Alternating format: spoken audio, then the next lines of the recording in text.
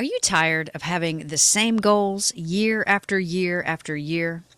When December 31st hits, you look back on the year and you notice that you have not gone anywhere, that you've not grown nearly as much as you thought you should, and that you just barely kept your head above water for the year. How frustrating is that, right? This has been my story for many years.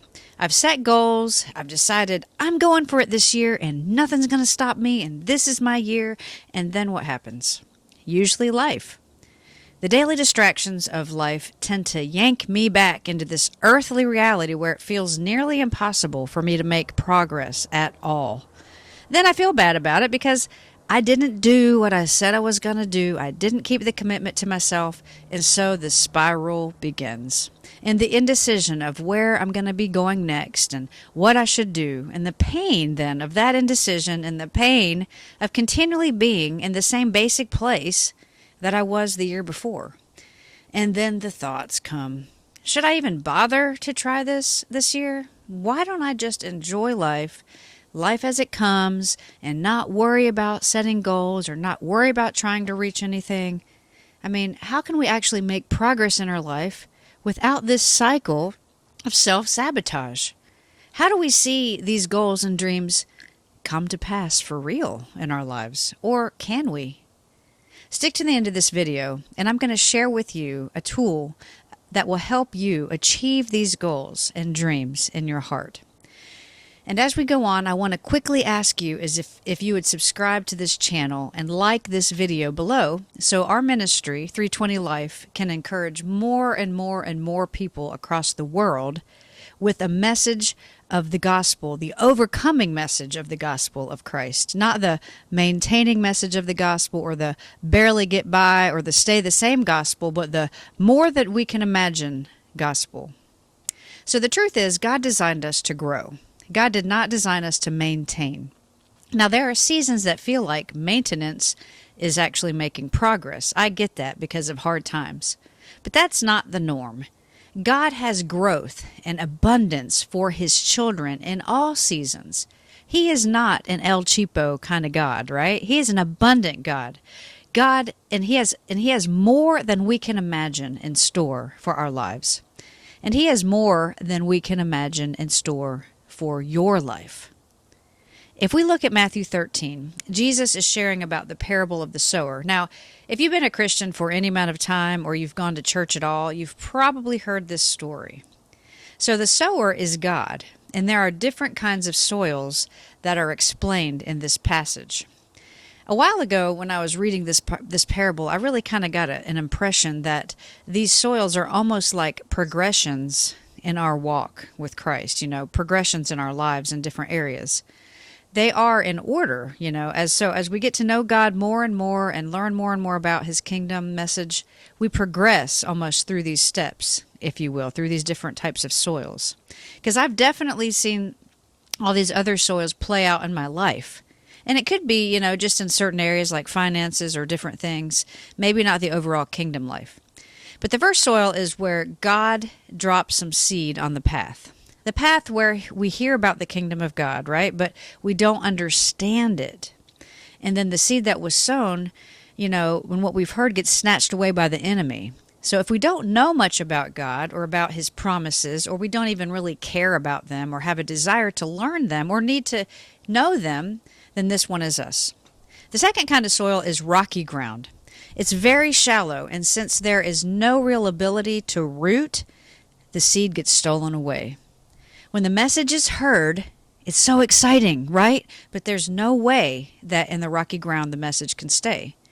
There are so many things going on, so many pains maybe we hold on to, or unforgiveness, or whatever it might be, so it makes it hard to spend time with God. It makes it hard for us to really till our soil and grow. The enemy then takes it away. But I think I resonate most with the third type of soil, the one that is sown among the thorns. The thorns are distractions of this life, and these create a divided heart. Can I be honest with you? This can be me for sure. Pulled in so many different directions. I've said this many times, but I strongly felt like God called me about a year ago to just abandon everything else to Him and His call on my life. I've toyed with His calling for so many years before, and finally I made a leap this past year to go all in, or at least I was trying to. Then distractions came my way, financial distractions, worry, doubt. I would think to myself, how in the world is this even going to work out? And then I would be looking at the waves instead of looking at Jesus. And these distractions aren't necessarily things out here. They're distractions in my mind. They're distractions in my heart. A pull to just throw in the towel lately has plagued me tremendously for the past several months, and it's honestly annoying. It's almost like the enemy whispers to me, even sometimes in the first person, like, I haven't made the progress I should be making. It's time to give up. Your family needs you to stop. Your husband needs you to get a real job. I've let fear of failure rule in my heart, which then spreads out to my actions. I choose to do other things that are simply just easier than buckling down, right? And forging forward with this call on my life because of this fear, because of the weed choking it out. I'm afraid I won't succeed, so then I don't go all in because I'm afraid. Have you ever felt this way?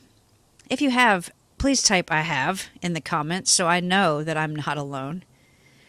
I've grown so tired of allowing this hard life to dictate my actions. I want the kingdom to dictate them. I want my passion for God and for God's amazing truth to dictate then what I do, not the fear of the world around me, not the fear of failure or being accepted by anyone or trying to hold up some kind of appearance.